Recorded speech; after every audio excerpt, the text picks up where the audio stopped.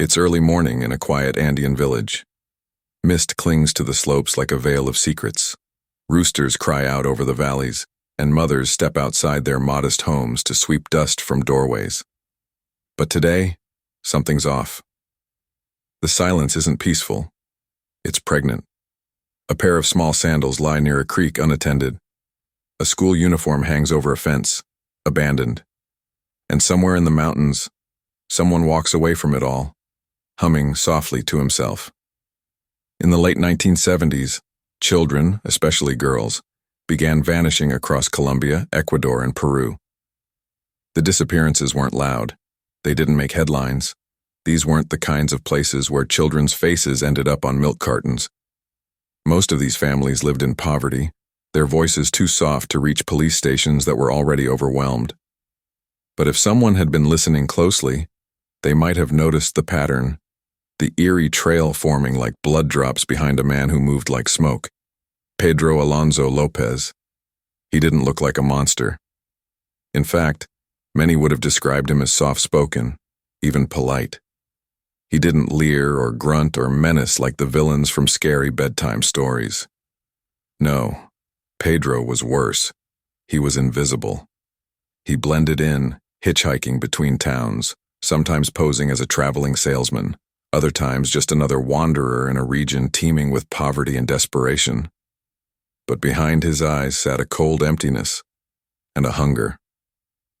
At first, the disappearances were seen as isolated tragedies. A girl lost here, another missing there. Most were chalked up to kidnappings, trafficking, or simple bad luck.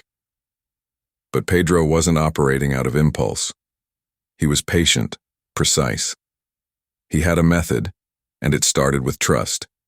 He'd wait outside schools, approach young girls with a smile and an offer, perhaps candy, a trinket, or the promise of a toy. He knew how to charm, how to disarm, and once he had their trust, he would lead them away. And then, nothing. The towns mourned. Mothers wailed into the earth, fathers cursed gods and governments. But no one could hold on to a thread long enough to see the tapestry of horror Pedro was weaving across borders. What's almost as disturbing as the crimes themselves is how long it took for anyone to notice a connection. You see, Pedro López didn't just operate in one country. He roamed, from Colombia to Ecuador, from Peru back to Colombia, walking, riding buses, hitchhiking along dusty roads like a phantom with a ticking bomb in his pocket. The children were always poor, often indigenous, and virtually invisible to authorities. He chose them for a reason. He knew the system wouldn't look too closely. That's the cruel brilliance of it. In Ecuador alone, over 100 girls disappeared in just a few short years. But authorities were slow to react. It wasn't until a flash flood in Ambato unearthed a shallow grave that the pieces started falling into place. Bones, tiny skulls, torn cloth buried in mud. The mountain had spoken, and what it revealed was only the beginning. But Pedro didn't wait around to be caught. He kept moving, just ahead of suspicion, blending in like dust in the wind. He'd vanish into cities, reappear in villages, even live among street vendors, always watching, always hunting. His cruelty wasn't fueled by rage. It was ritual. It was a game. One mother described her final moment with her daughter. She turned to haggle with a merchant, and when she looked back, gone. No scream, no sound, just emptiness. That was Pedro's signature. He didn't need chaos to thrive. He needed silence. And silence was everywhere. Now, here's the part that truly chills. At one point he was caught, but not by police. By an indigenous Ayacucho tribe in Peru. They found him attempting to lure a young girl from the village. But unlike officials, they didn't wait for paperwork. They tied him up, prepared their own form of justice, a swift execution. But a missionary intervened, talked them down, handed Pedro over to the police. And what did the Peruvian police do? They let him go. Yes, they released him. No charges, no further questioning, just a shrug and a signature. Imagine that, a man with evil literally etched into his aura, set loose again into a world of children. And so the disappearances continued. More mothers, more sandals left behind, more beds forever empty. By the time someone with authority finally connected the dots, it was almost too late. Almost. Because fate, for once, decided to speak through a brave family who refused to let another child go quietly. When a girl went missing in Ambato, Ecuador, her mother raised a storm. Police scoured markets, alleys, and fields. And then, miraculously, Pedro was caught, red-handed, trying to lure another child away. They arrested him. And that's when everything spilled. Because Pedro López couldn't resist talking. The floodgates opened. And what came out wasn't just horror. It was hell. They brought him into a windowless room in Ambato. No shackles, no yelling, no spotlight. Just Pedro López sitting calmly in a chair, as if he were about to give a weather report. The officers stared at him, expecting denial, confusion, maybe a plea for mercy.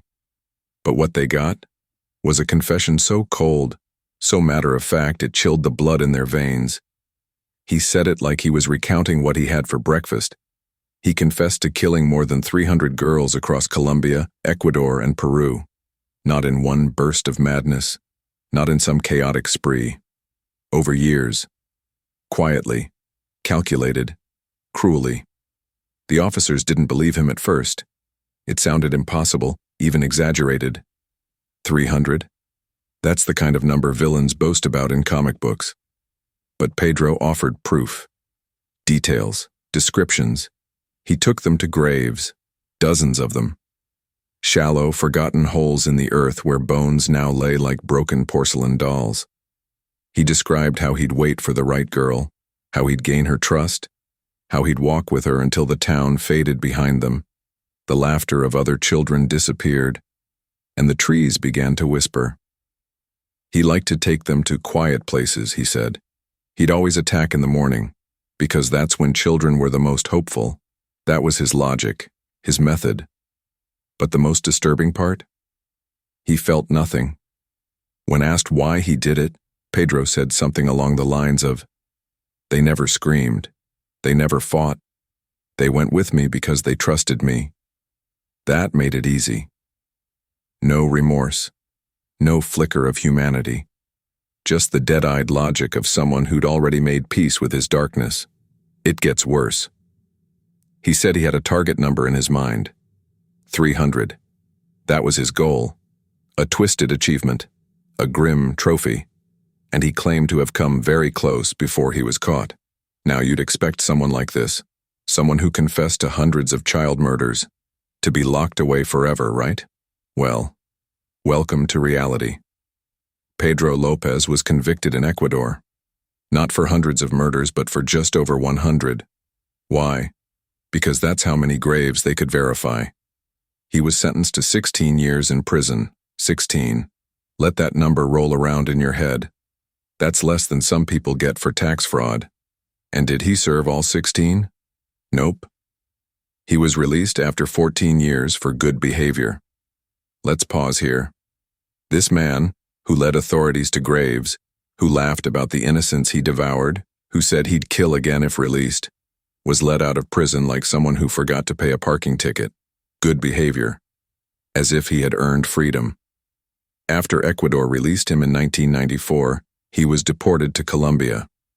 There, authorities briefly detained him in a psychiatric facility. Not a maximum security prison, a mental hospital. And after 1 year, they let him go. They lost track of him. Yes, really, Pedro López, the monster of the Andes, just disappeared. He walked out of custody and into legend. There were rumors. Some said he died. Others claimed he fled to Venezuela or Brazil. But no body was ever found. No confirmed sightings. Just a whisper in the dark. An evil still breathing somewhere, perhaps watching, waiting. And that's the part that stays with you, isn't it? The uncertainty. Because monsters in movies are one thing. They leap from shadows, they roar, they have rules. But Pedro had no rules. He had no horns, no claws. Just a human face and a hollow stare. He didn't hide in closets or under beds. He walked in broad daylight, smiled at your child, and vanished with them before you even blinked. We want to believe evil wears a mask, but sometimes it wears a smile. The legacy of Pedro López isn't just the horror he inflicted. It's the systemic failure that allowed it to happen over and over again. The silence, the negligence, the poverty that made some lives feel cheaper than others. And most chilling of all, the idea that somewhere, a man like that might still be out there. Somewhere, watching, waiting. So now we let the dust settle. We step away from the graves, from the fog-soaked hills, from the whisper of sandals on a dirt road that never made it home, and we let the silence breathe. Not the kind that Pedro López thrived in, but a softer silence, one that remembers, one that honors. History isn't always a grand battlefield or a glorious speech. Sometimes it's a lost shoe, a mother's scream in the dark, a police report filed too late. And sometimes it's a face you pass on the street, unaware that beneath that polite smile lies something inhuman. But remembering matters, not just to relive the horror, but to remind ourselves. We can notice. We can listen. We can act. The past doesn't have to repeat itself if we refuse to turn away.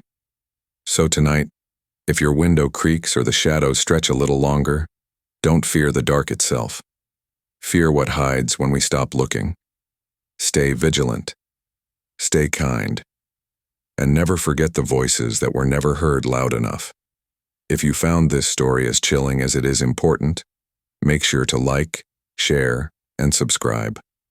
There are more truths like this buried in the past, and together we'll keep unearthing them.